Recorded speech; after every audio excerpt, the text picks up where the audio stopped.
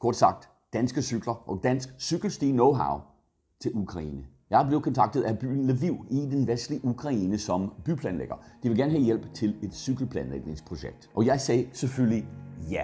Med det samme. Selvfølgelig vil jeg hjælpe Ukraine. 200.000 ekstra mennesker befinder sig i Lviv lige nu.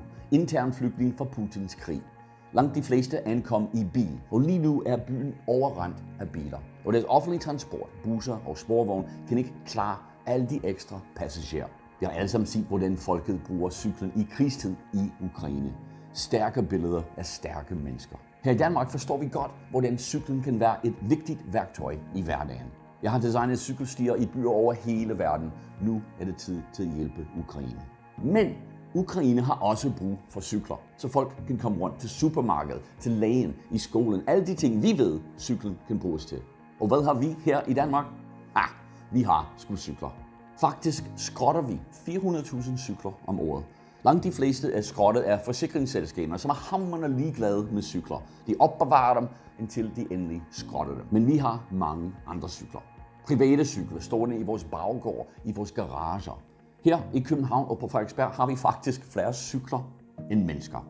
Jeg vil gerne hjælpe Ukraine. Det vil de fleste af os. Jeg har sendt penge afsted, det har du sikkert også. Jeg kan desværre ikke sende maskinpistoler, missiler eller tankvogne. Men så tænkte jeg her, ved du hvad? Jeg kan sende cykler. Vi kan sende cykler sammen. Vi er et af verdens største cykelland. Det skulle være lige til højre benet for os. Vi har noget brugbart.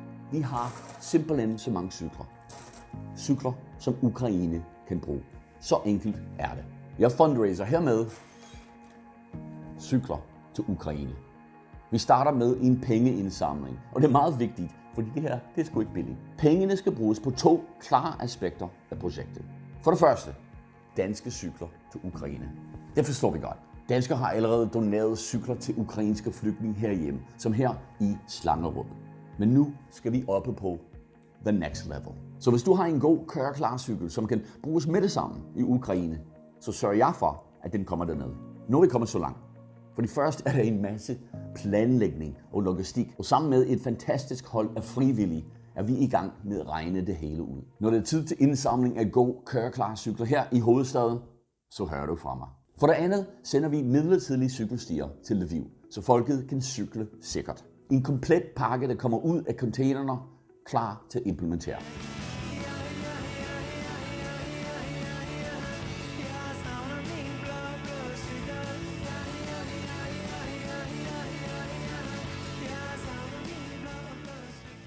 Må ikke vi kan samle bare 2.000 gode danske cykler til Lviv. 200 cykler kan være i en 40-fods container eller på en stor lastbil. Det giver 10 lastbiler. Så mens vi er i gang med at regne det hele ud, at tale med kommunerne, at tale med logistikfirmaer og vores kolleger i Lviv, som kommer til at modtage det hele, så håber jeg, at du kan støtte cykler til Ukraine med, 50-100 kroner. Kort sagt, danske cykler og dansk cykelsti know-how til Ukraine. I samarbejde med byen Lviv, som har bedt om hjælp. Og der er rigtig mange andre byer i Ukraine, som kan få gavn af det her senere hen. Men vi skal starte et sted. 1 million kroner til at sende danske cykler til Ukraine. 1 million kroner for 20 km midlertidige cykelstier i byen Lviv. Vi har lige begyndt. Er det muligt? Ingen anelse. Det ved jeg ikke. Er det vigtigt? Oh my god. Ja, absolut. Jeg tror, at vi kan gøre det her, hvis vi gør det sammen. Doner i dag til cykler til Ukraine.